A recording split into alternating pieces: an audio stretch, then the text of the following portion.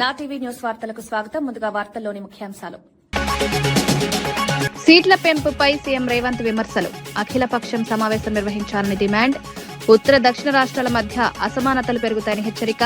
దేశ సమైక్యతకు ముప్పు కలిగే నిర్ణయమని రేవంత్ వ్యాఖ్య.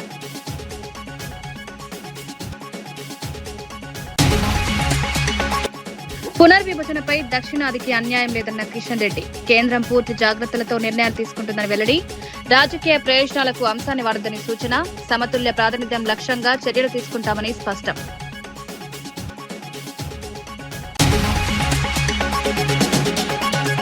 డంపింగ్ యార్డ్ వివాదంపై కౌశిక్ రెడ్డి రాజీనామా సవాల్. బీఆర్ఎస్ హయాంలోనే ప్రణాళిక వచ్చిందని డిమాండ్.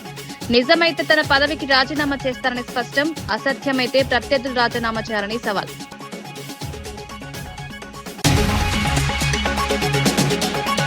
పోలీస్ వ్యవస్థ దుర్వినియోగంపై సుధాకర్ బాబు తీవ్ర విమర్శలు. ప్రభుత్వానికి ట్రంప్ కార్డులా మారిందని ఆరోపణ. రాజకీయ ప్రయోజనాల కోసం పోలీసులను వాడుతున్నారని విమర్శ. ప్రజాస్వామ్య విలువలు దెబ్బతింటున్నాయని ఆందోళన.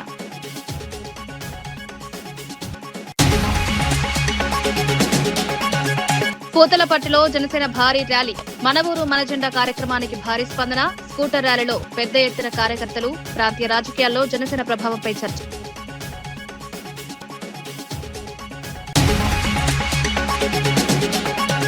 సీఎం రేవంత్ రెడ్డి నియోజకవర్గాల సీట్ల పెంపుపై ప్రధాని మోదీపై తీవ్ర విమర్శలు చేశారు. 50% సీట్లు పెంచాలనే నిర్ణయానికి ఏ ప్రాతిపదిక ఉందో కేంద్రం వెల్లడించాలని డిమాండ్ చేశారు. అఖిలపక్ష సమావేశం ఏర్పాటు చేసి అన్ని పార్టీలతో చర్చించాలని సూచించారు.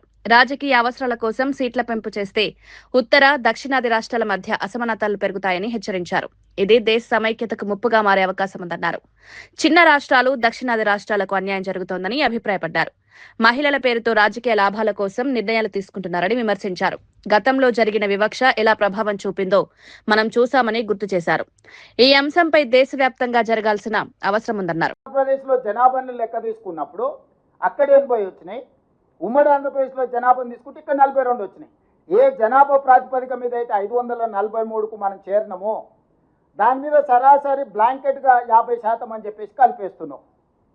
ఏ జనాభా నియంత్రణ చేసిన వాళ్ళకి అన్యాయం జరుగుతుంది అంటున్నావు. మూల సూత్రమైన జనాభా ప్రాతిపదికన ఏర్పడిన విధానాన్ని ప్రోరేట ప్రకారం 50% పెంచేస్తానేనని చెప్పి నీ రాజకీయ మనుగడ కోసం, నీ రాజకీయ అవసరాల కోసం ఈ రోడ్లు సీట్లు పెంచడంతో దక్షిణ భారతదేశానికి వచ్చే 195, ఉత్తర భారతదేశానికి వచ్చే 621 సీట్లు ఉత్తర దక్షిణ భారతదేశాలలో విపరీతమైన అంతరం పెంచుతుంది. ఇది దేశ మనుగడకు మంచిది కాదు. ఇది రాజకీయ పార్టీలకు సంబంధించిన విషయం కాదు. ఇది దేశ ప్రజలకు సంబంధించిన విషయము. వివక్ష అనేది ఎక్కడికి దారితీస్తుందో మనం అందరం చూసినాము. తెలంగాణ రాష్ట్ర ఉద్యమము, తెలంగాణ రాష్ట్ర ఏర్పాటు, నక్సలైట్ల ఉద్యమము, సమాజంలో వచ్చిన మార్పులన్నీ కూడా వివక్ష ఎక్కడికి దారితీస్తుందో మనకు కళ్ళకు కట్టినట్టుగా కనిపిస్తుంది.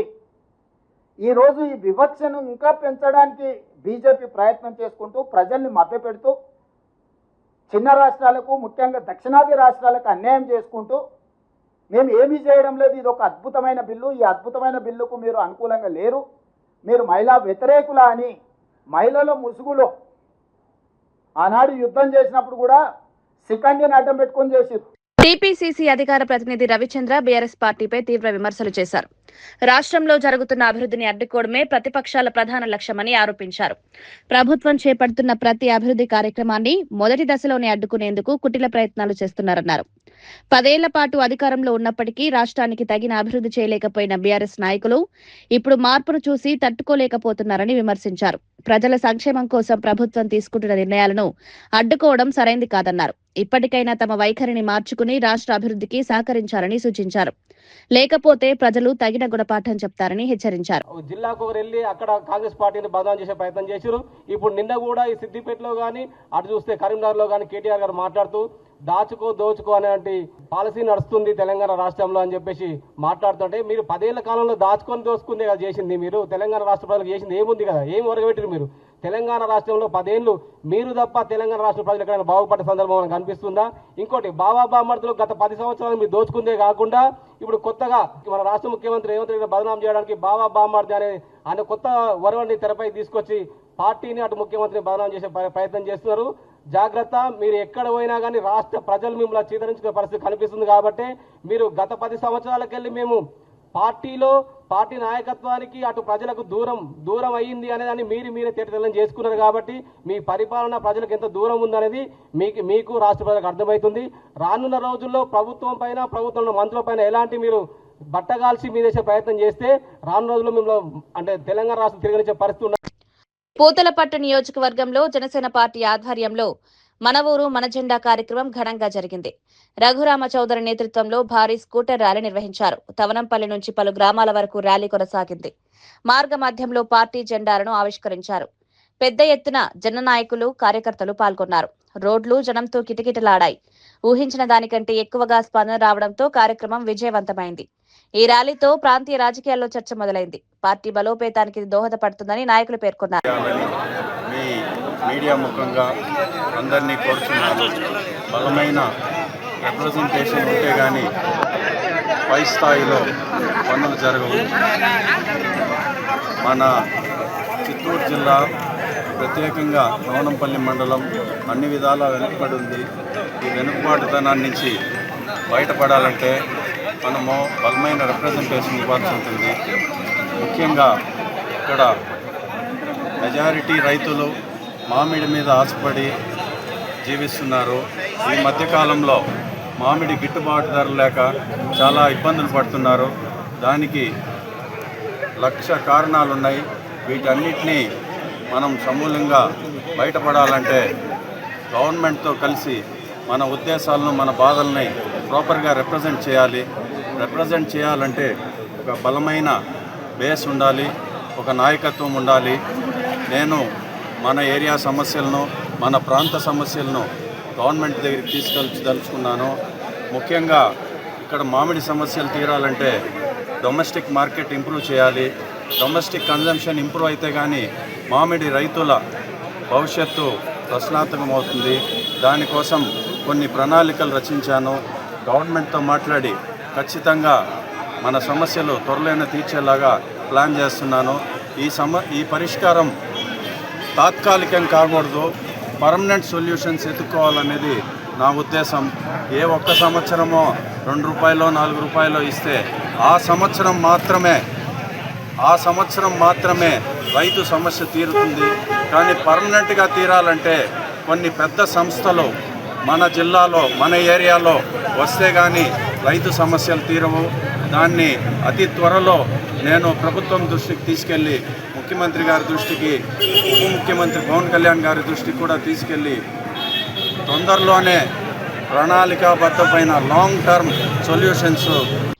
కాంగ్రెస్ మహిళా నాయకురాలు ఇంద్రా శోభన్ మంత్రి సీతక్కపై జరుగుతున్న దుష్ప్రచారంపై తీవ్రంగా స్పందించారు. బీఆర్ఎస్ సోషల్ మీడియా వేదికల ద్వారా ఆధారాలు లేని ఆరోపణలు చేస్తోందని మండిపడ్డారు. ఒకే అబద్ధాన్ని పదే చెప్పి ప్రజలను తప్పుదోవ పట్టించే ప్రయత్నం జరుగుతోందన్నారు. అంగన్వాడీ స్మార్ట్ ఫోన్ల కొనుగోలు విషయంలో పూర్తిగా పారదర్శకత పాటించామని స్పష్టం చేశారు. టెండర్ ప్రక్రియలో ఎలాంటి అవకతవకలు లేవన్నారు. బీఆర్ఎస్ దిగజారుడు రాజకీయాలకు ఇది నిదర్శనమని విమర్శించారు. ప్రజల్లో అనుమానాలు కలిగించడం ద్వారా రాజకీయ లాభాలు పొందాలని ప్రయత్నిస్తున్నారని ఆరోపించారు. సీతక్కపై చేస్తున్న ఆరోపణలు పూర్తిగా నిరాధారమని పేర్కొన్నారు. నిరాధారణమైనటువంటి వాటితో పదే కుంభకోణము, అవినీతి అని ఒక మరకలు అంటించేటువంటి ప్రయత్నం చేస్తున్నారు. మార్చి 17వ తారీఖు నాడు ఆ బానిస సమితి నుంచి ప్రెస్ మీట్ పెట్టిన రోజే మరునాడే మేము దాన్ని ఖండించాము, ఆధారాలు ముందు పెట్టాం. అయినా వదిలిపెట్టకుండా మళ్ళీ మొన్న పొంగులేటి సినన్న పైన వచ్చినటువంటి ఆరోపణల నేపథ్యంలో సెక్రటేరియట్ సాక్షిగా ప్రెస్ మీట్ పెట్టినప్పుడు పొన్నమన్న ఒకవైపు, అలాగే మంత్రి సీతక్క మరొక వైపు. ఆ మరునాడే వీళ్ళపైన మళ్ళీ కథనాలు మొదలైనాయి. నేనేమడుగుతున్నానంటే, మీరు దమ్మున్నోళ్ళైతే 10 సంవత్సరాలు మీరు రాజకీయం చేసినారు కదా, ప్రభుత్వాన్ని నడిపినారు కదా, మరి నువ్వు చేసినప్పుడు జరిగినటువంటి టెండర్లో జరిగినటువంటి వాటి పట్ల అవకతవకలు జరిగినాయని నువ్వు ఒప్పుకుంటావా అని అడుగుతున్నాను నేను. 2018లో ఇదే సెంట్రల్ గవర్నమెంట్ స్కీమ్ కింద 10,000 రూపాయల ఫోన్ని 9,945 రూపాయలకు సేమ్ థర్డ్ పార్టీ అయినటువంటి టీజీటీఎస్ నుంచే చేశారు. మరి ఆ రోజు ఇది జరిగినట్టు సిబిఐ ఎంక్వైరీకి ఒప్పుకుంటావా అని అడుగుతున్నా. రెండవది 2021లో 8,000 రూపాయల ఫోన్ని 9,342 రూపాయలకి ఇదే 2G 32 GB ఆ రోజు, దీనిని కూడా టీజీటీఎస్ ద్వారానే జరిగింది.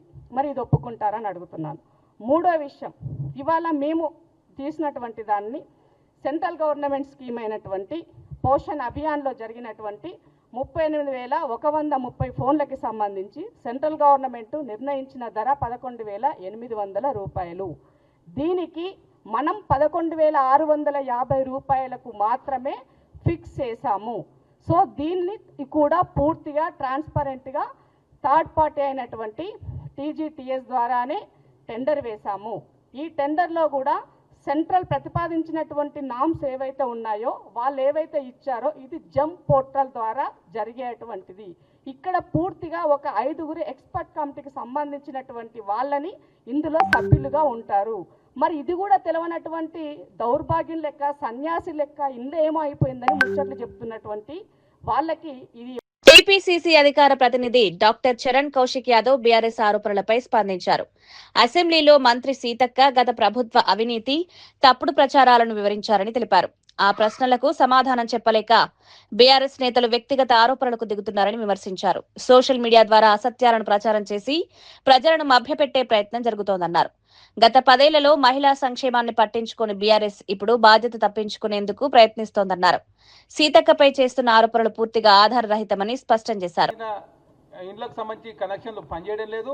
అదే కాకుండా కేంద్ర ప్రభుత్వం సంబంధించి 100% నీళ్లు తెలంగాణ రాష్ట్రంలో ఇస్తున్నాం కాబట్టి చెప్పడంతో ప్రతి సంవత్సరం రావాల్సినటువంటి 1,600 కోట్ల రూపాయలు రావడం లేదని చెప్పేసి చాలా స్పష్టంగా అసెంబ్లీ వేదికగా ప్రశ్నించారు. అదే కాకుండా తెలంగాణ రాష్ట్రంలో చెరువుల నిర్మాణం చేస్తా ఉన్నాం, దానికి నిధులు కేటాయించుకున్నాం. ఎన్ఆర్జీఎస్ స్కీమ్ ద్వారా దాదాపు 1,500 కోట్ల రూపాయల నష్టం జరుగుతూ ఉంది. తెలంగాణ రాష్ట్రంలో కాంగ్రెస్ ప్రభుత్వం వచ్చిన తర్వాత మహిళా సంక్షేమానికి ఏం చేసినామో చాలా స్పష్టంగా సీతక్క గారు అసెంబ్లీ వేదికగా ప్రశ్నిస్తే ఆ ప్రశ్నలకు సమాధానం చెప్పలేక ఇష్యూను డైవర్ట్ చేసే ప్రయత్నం బీఆర్ఎస్ పార్టీ చేస్తూ ఉంది. ఇక్కడ చాలా స్పష్టంగా మొన్ననే కంట్రోలర్ ఆఫ్ ఆడిటర్ జనరల్ చాలా స్పష్టంగా ప్రకటించింది. మార్చి 2022 వరకు సింగరేణిలో దాదాపు 350 కోట్ల రూపాయలు కావచ్చు, టీజీఐఏసీలో కావచ్చు, టీఎస్ఆర్టీసీలో కావచ్చు, అదే కాకుండా కార్మికులకు సంబంధించి చెస్ విషయంలో కావచ్చు చాలా స్పష్టంగా ప్రజాధనం వృధా అయింది. ప్రభుత్వ రంగ సంస్థలు దాదాపు 50,000 కోట్ల రూపాయల నష్టాలకు పోయినని చెప్తే ఇప్పటివరకు బీఆర్ఎస్ పార్టీ ఆ అంశం మీద మాట్లాడలే. కానీ సీతక్క అంశాన్ని పెద్దగా చూపించే ప్రయత్నంలో బీఆర్ఎస్ పార్టీ ముందుకు పోతా ఉంది. ఎందుకంటే అమరజ్యోతి నుంచి అంబేద్కర్ విగ్రహం వరకు, సీతారామప్రాయట్ నుంచి సెక్రటరీ వరకు, ప్రగతి భవన్ నుంచి పాలమూరు రంగారెడ్డి వరకు, కాళేశ్వరం నుంచి కలెక్టరేట్ వరకు, మిషన్ భగీరథ నుంచి మిషన్ కాకతీయ వరకు బీఆర్ఎస్ ప్రభుత్వంలో పెద్ద ఎత్తున అవినీతి జరిగిందని చెప్పేసి కల్వకుంట్ల కవిత గారు చాలా సందర్భాల్లో మాట్లాడారు.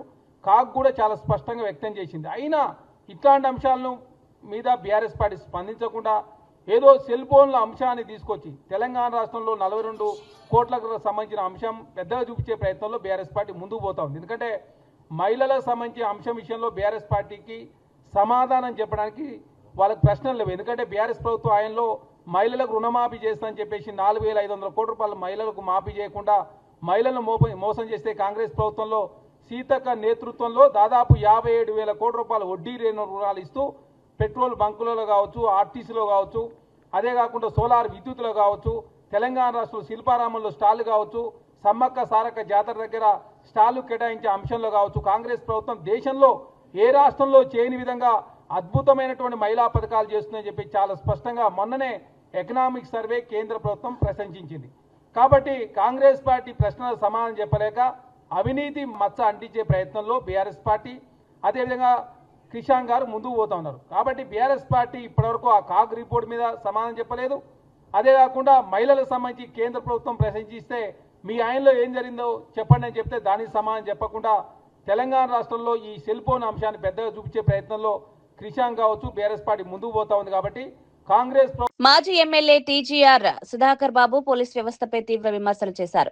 రాష్ట్ర ప్రజలకు రక్షణ కల్పించాల్సిన పోలీస్ వ్యవస్థ కూటమి ప్రభుత్వానికి ట్రంప్ కార్డులా మారిందని ఆరోపించారు. తెలుగుదేశం రెడ్ బుక్ లో ఉన్న పేర్లను టార్గెట్ చేస్తూ వేధింపులకు పాల్పడుతున్నారన్నారు. న్యాయం కోసం కాకుండా రాజకీయ ప్రయోజనాల కోసం పోలీసులను ఉపయోగిస్తున్నారని విమర్శించారు. ప్రజాస్వామ్య విలువలు దెబ్బతింటున్నాయని ఆందోళన వ్యక్తం చేశారు. అధికార దుర్వినియోగం జరుగుతోందని ఆరోపించారు. ప్రభుత్వం వెంటనే దీనిపై స్పందించాలని డిమాండ్ చేశారు. వాళ్ళని వేధించడానికి బాగా ఉపయోగపడుతున్న వ్యవస్థ పోలీస్ వ్యవస్థ. కానీ వ్యవస్థకు అధిపతి అయిన డీజీపీ, ఓ జిల్లా యంత్రాంగం మొత్తానికి అధిపతి అయిన కొందరు ఎస్పీలు, ఒక సర్కిల్కు అధిపతి అయిన ఒక సర్కిల్ ఇన్స్పెక్టర్, ఒక హౌస్కు ఒక పోలీస్ స్టేషన్కు ఎస్ఐగా ఉండే వ్యక్తులు, వీళ్ళు కొందరు పనిగట్టుకొని అధికార పార్టీకి కొమ్ముగాస్తూ పోలీసు జులాన్ని ప్రదర్శిస్తున్నారు. అతి సామాన్యుడు జగన్మోహన్ రెడ్డి గారి వీరాభిమాని, జగన్మోహన్ రెడ్డి గారి కోసం ఏమైనా చేయటానికి తెగించినటువంటి కార్యకర్తలను టార్గెట్ చేసి భయభ్రాంతులకు గురి చేసి భావ ప్రకటన స్వేచ్ఛని హరిస్తూ ప్రజాస్వామ్యంలో ప్రజలచే ఎన్నుకోబడిన సేవకుల యొక్క గుంపే తెలుగుదేశం, జనసేన, బీజేపీ గాని చంద్రబాబు నాయుడు ఒక రాజులాగా, ఆ రాజ్యంలో లోకేష్ ఒక యువరాజులాగా, ఆ రాజ్యంలో బాగా నమ్మిన బంటుగా ఏదంటే అది చేసే కట్టప్ప పాత్రలో ఉండే మన పవన్ కళ్యాణ్ లాగా వాళ్ళు భావించుకుని ఈ ఆంధ్రప్రదేశ్ అంటే వాళ్ళ సొంత వ్యవహారంగా ఎవడు బీఆర్ఎస్ నాయకుడు దినేష్ చౌదరి అంగన్వాడీ ఫోన్ల కొనుగోలు వ్యవహారంపై మంత్రి సీతక్కపై తీవ్ర ఆరోపణలు చేశారు. కేంద్ర నిధులతో ఫోన్ల కొనుగోలులో భారీ అవినీతి జరిగిందన్నారు. 30 కోట్ల స్కామ్ జరిగిందని ఆరోపించారు. ఈ అంశంపై బీజేపీ మౌనంగా ఉండడం అనుమానాస్పదమని వ్యాఖ్యానించారు. కాంగ్రెస్, బీజేపీ కలిసి పనిచేస్తున్నాయన్న ఆరోపణలు చేశారు. సీతక్కకు నిజాయితీ ఉంటే సీబీఐ విచారణకు డిమాండ్ చేయాలని సవాల్ విసిరారు. ఇదేనా మీరు చెప్తున్న ప్రజాపాలన? అదేవిధంగా కేసీఆర్ గారికి నోటీసులు ఇవ్వడం ఈ అంశంలో మరి నిజంగా ప్రజాపాలన అయ్యుంటే గతంలో ఇప్పుడున్న ముఖ్యమంత్రి ఒక టెండర్ విషయంలో అవకతవకలు అవాస్తవాలు మాట్లాడినందుకు ఆ రోజు హెచ్ఎండిఏ నోటీసులు ఇచ్చింది ఆయనకి. దానికి వచ్చేసి అదిగో ప్రతిపక్షాలను నోరు నొక్కుతున్నారు, ఇదేనా ప్రజాస్వామ్యం, మాకు ప్రశ్నించే హక్కు లేదా, మమ్మల్ని భయపెడతారా అనుకుంటా ఆ రోజు గగ్గోలు పెట్టిండే. మరి ఈరోజు నువ్వు చేస్తుంది ఏంది? నిజంగానే నీ తప్పు లేకపోయింటే నీకు నువ్వే మొన్న అసెంబ్లీలో అన్నాడు కదా, మా మంత్రుల అంశాలపై సిబిసిఐడి విచారణ ఆదేశిస్తున్నాను.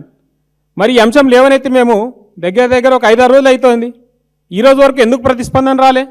ఇందులో భాగంగా ఇంకొక ముఖ్యమైన విషయం కూడా నేను లేవనెత్తదలుచుకున్నా. మరి ప్రతి అంశంలో మేము చెప్తూనే ఉన్నాం, కాంగ్రెస్, బీజేపీ ఈ రాష్ట్రంలో 2 ములాఖాతై రాజకీయాలు నడిపిస్తున్నాయి అనేసి. దానికి ఇది కూడా ఒక స్పష్టమైన నిదర్శనం. ఎందుకంటే ఇందులో కేంద్ర ప్రభుత్వం యొక్క నిధులతోనే ఈ ఫోన్లని ప్రొక్యూర్ చేసి అంగన్వాడీలకి అందజేస్తున్నారు. మరి ఈ అంశంలో అవకతవకలు జరిగినాయి అన్నప్పుడు కేంద్ర ప్రభుత్వమైన దీన్ని ఒక నోటీసులోకి తీసుకుని దీనిపైన విచారణకు ఎందుకు ఆదేశించలేదు? గతంలో మేము చెప్పినాం, అమృత్ టెండర్ల విషయంలో కేంద్ర నిధులు ఉన్నాయి, వాటిలో కూడా అవకతవకలు జరుగుతున్నాయంటే దానిపైన ఎటువంటి విచారణ లేదు. సివిల్ సప్లైస్ విషయంలో అవకతవకలు జరిగినాయి, కుంభకోణాలు జరుగుతున్నాయి, విచారణ చేయమంటే దానిపైన విచారణ లేదు. మరి ఇదేమి అజబ్ ప్రేమ్కి గజబ్ కహానియో అందరూ కూడా అర్థం చేసుకోవాల్సిన అవసరం ఉన్నది. ఇక్కడ కేంద్ర ప్రభుత్వ నిధులతో వస్తున్న పథకాలలో అవకతవకలు జరుగుతున్నాయి రాష్ట్రంలో అంటే మరి బీజేపీ కేంద్ర ప్రభుత్వం కానీ లేకపోతే ఈ రాష్ట్రం నుంచి ప్రాతినిధ్యం వహిస్తున్న కేంద్ర మంత్రులు కానీ ఎందుకు దీనిపైన ఎటువంటి విచారణకి కోరడం లేదు, లేదా దీనిపైన మాట్లాడడం లేదు? కాబట్టి తక్షణం దీనిపైన సీతక్క గారు రాష్ట్ర ప్రభుత్వం తరఫున సిబిఐ విచారణ కోరాలి. లేని పక్షంలో మేము ఏ రకాలుగా దీన్ని అంశాన్ని ముందుకు తీసుకుపోయి దీన్ని ప్రజలలో ఎండగట్టి వీరి యొక్క అవకతవకల్ని ప్రజల ముందు ఉంచాలో అన్ని మార్గాల్ని కూడా మేము తప్పకుండా వాడుకుంటాం. గుంటూరు నగర అభివృద్ధికి యువత ముందుకొచ్చింది. టీజీపీఎస్ కళాశాలలో జరిగిన సమావేశంలో వందలాది యువతీ యువకులు పాల్గొన్నారు. పారిశుద్ధ్యం, ట్రాఫిక్, విద్య, వైద్య రంగ సమస్యలపై చర్చించారు.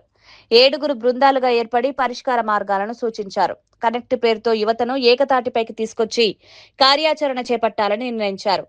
సేవా సంస్థలు కలిసి పనిచేయాలని పిలుపునిచ్చారు. పేద విద్యార్థులకు సహాయం, సామాజిక సేవలను విస్తరించాలని నిర్ణయించారు.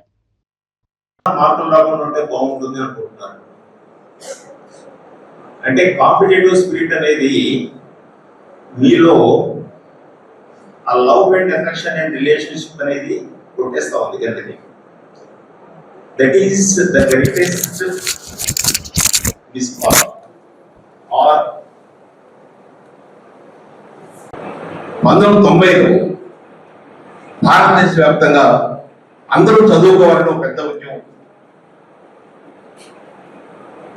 కేరళ లాగా ప్రతి రాష్ట్రం సంపూర్ణ అక్షరాస్యత సాధించాలి అని అటు కేంద్ర ప్రభుత్వం రాష్ట్ర ప్రభుత్వాలు అన్ని కలిసి చేసి అది విజయవంతమైంది. దాదాపు 16 నెలల పాటు ఆంధ్రప్రదేశ్లో మద్యం లేని సమాజం ఏర్పడింది. ఈ అక్షరాస్యత ఉద్యమం యొక్క ఫలితం అందరూ తాగలేదు. ఆ అక్షర కేంద్రానికి వచ్చిన తల్లిదండ్రులు నా బిడ్డను చదివించాలి, బిడ్డను మధ్యలో మార్పేయకూడదు, పిల్లలు బడిలో ఉండాలి, పనిలో కాదు అనే లక్ష్యంతో ముందుకెళ్ళారు. చేసి సొసైటీకి హెల్ప్ చేయాలి అనేది ఒక విజన్, అది ఒక రీజన్. బట్ యూత్ ఇన్వాల్వ్ చేయటం వల్ల వాళ్ళు కూడా గ్రో అవుతారు అనేది another side of the coin. You will not found time to watch movie, you will not found time to deviate or to distract. ఎప్పుడు మీరు ఇలాంటి యాక్టివిటీస్ లో ఇన్వాల్వ్ అవుతారు. మహా అంటే ఇవాళ సండే మీ ఫ్రెండ్స్ అందరూ ఏం చేస్తూ ఉంటారు? నెట్ఫ్లిక్స్ లోనో యూట్యూబ్ లోనో సినిమాలు చూస్తూ ఉంటారు. But you learn a lot. So that is the reason we are with charitable trust ఇంకా కాన్స్టెంట్ గా రన్ అవ్వడానికి రీజన్ ఏంటి అంటే to empower youth by involving them in the social service activities. So that is the theme of we are with charitable trust. సో మీరు ఇలానే ఇంకా ఇంకా యాక్టివ్ గా ఇన్వాల్వ్ అయ్యి మమ్మల్ని మోటివేట్ చేస్తే we will make sure next generation మనం కాపాడుకోవచ్చు. అండ్ ఒక 3 years back, I think I don't remember the NGO name, I met one person who is working in that NGO. ఆయన ఒకటి చెప్పాడు, బాబు మన సర్వీస్ ఎందుకు చేయాలి అని చాలా మంది క్వశ్చన్ చేస్తారు. సింపుల్ ఒకే ఒక ఎగ్జాంపుల్ చెప్పాడు. నువ్వు 10 అంతస్తుల బిల్డింగ్ కట్టావు, ఇంటి నిండా డబ్బులు బంగారం ఉన్నాయి, కానీ నీ ఇంటి చుట్టూ ఆకలితో బాధపడే వాళ్ళు ఉన్నారు. వాడు ఏదో ఒక రోజు వాడు ఆకలిని తీర్చుకోవడానికి నీ ఇంటికి కన్నం వేయచ్చు, మీ ఇంటికి వచ్చి దొంగతనం చేయొచ్చు, నిన్ను కూడా చంపేయచ్చు. సో మన చుట్టూ ఉన్న వాళ్ళు బాగుండటం మనకు అవసరం. కానీ వాళ్ళకి తెలియదు, వాళ్ళకి. బీఆర్ఎస్ నేత వై సతీష్ రెడ్డి మంత్రి సీతక్కపై తీవ్ర ఆరోపణలు చేశారు. ములుగులో జరిగిన ఘటనలను ప్రస్తావిస్తూ అవినీతి నిర్లక్ష్యం జరిగిందన్నారు. మేడారం జాతర టెండర్లో అవకతవకలు జరిగాయని ఆరోపించారు. బాలుడి ప్రమాద ఘటనను కూడా ప్రస్తావించారు. గ్రామ పంచాయతీలో జీతాల సమస్యలపై ఆత్మహత్య జరిగిందని పేర్కొన్నారు. ఈ అన్ని అంశాలపై సమాధానం చెప్పాలని సీతక్కను డిమాండ్ చేశారు. స్మార్ట్ ఫోన్ల కుంభకోణంపై విచారణ జరిపించాలని కోరారు. 200 సంవత్సరాలు 500 సంవత్సరాలు నిలిచే కట్టడాలని చెప్పి 200 కోట్లు పెట్టి మీరు రాళ్లు తీసుకొచ్చి చేసింది వాస్తవం కాదా? ఆ కాంట్రాక్ట్ల కమిషన్ల కోసం 2 మంత్రులు కొట్టుకున్నది వాస్తవం కాదా? అక్కడ మేడారం జరుగుతున్న టైంలోనే అక్కడ రాళ్లు విరిగిపడ్డాయి వాస్తవం కాదా? ఈరోజు అక్కడ మేడారంలో ఉన్న పూజారి రమేష్ కొడుకు అదే రాళ్ళు మీద పడి ఒక కాలు మొత్తం విరిగి కాలు మొత్తం తీసేసి ఇంకొక కాలు విరిగి రాడ్లేసుకొని ఈరోజు ఆసుపత్రిలో ఉన్నది నిజం కాదా? ఇది మీ అవినీతికి ఉదాహరణ కాదా? మీరు శిశు సంక్షేమ శాఖ మంత్రిగా వికలాంగుల మంత్రిగా ఉండి ఒక పసి బాలుణ్ణి 6 సంవత్సరాల బాలుణ్ణి మీరు జీవితాంతం వికలాంగుని చేసిరు కదా.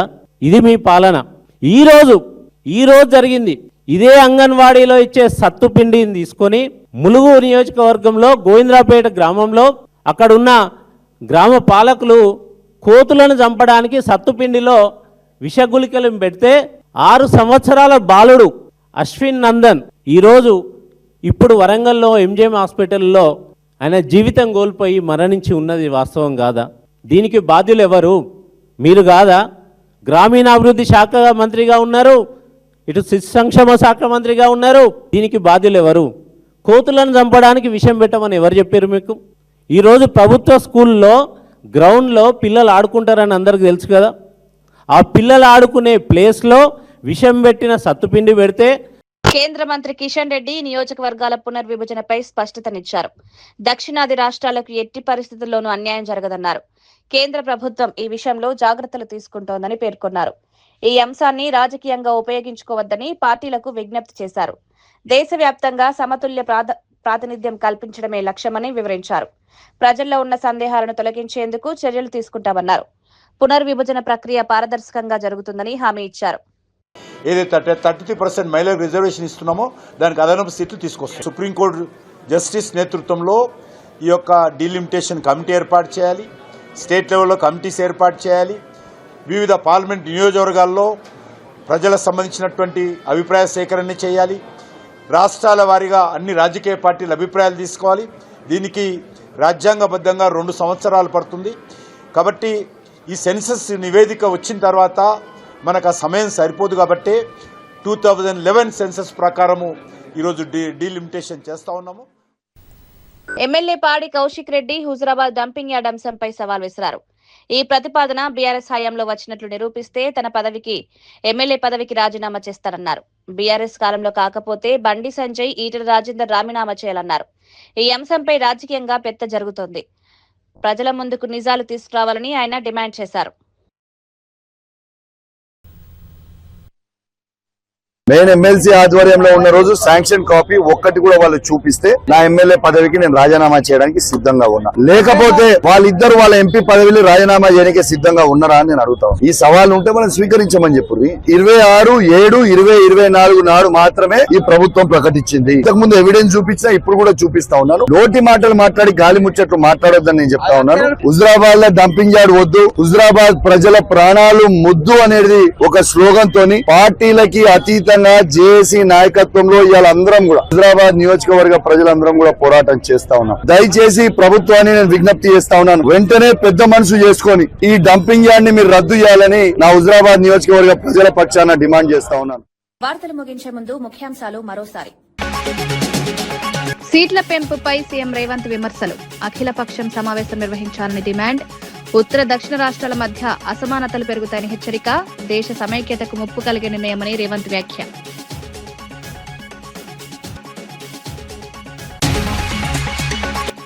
పునర్విభజనపై దక్షిణాదికి అన్యాయం లేదన్న కిషన్ రెడ్డి. కేంద్రం పూర్తి జాగ్రత్తలతో నిర్ణయాలు తీసుకుంటుందని వెల్లడి. రాజకీయ ప్రయోజనాలకు అంశాన్ని వాడొద్దని సూచన. సమతుల్య ప్రాతినిధ్యం లక్ష్యంగా చర్యలు తీసుకుంటామని స్పష్టం.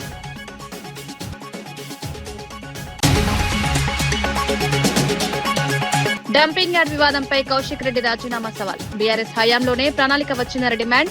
నిజమైతే తన పదవికి రాజీనామా చేస్తారని స్పష్టం. అసత్యమైతే ప్రత్యర్థులు రాజీనామా చేయాలని సవాల్.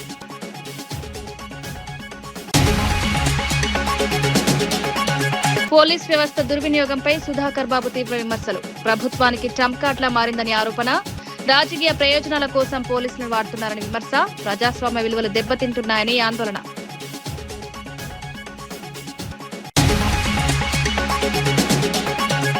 పూతలపట్టులో జనసేన భారీ ర్యాలీ. మన ఊరు మన జెండా కార్యక్రమానికి భారీ స్పందన. స్కూటర్ ర్యాలీలో పెద్ద ఎత్తున కార్యకర్తలు. ప్రాంతీయ రాజకీయాల్లో జనసేన ప్రభావంపై చర్చ.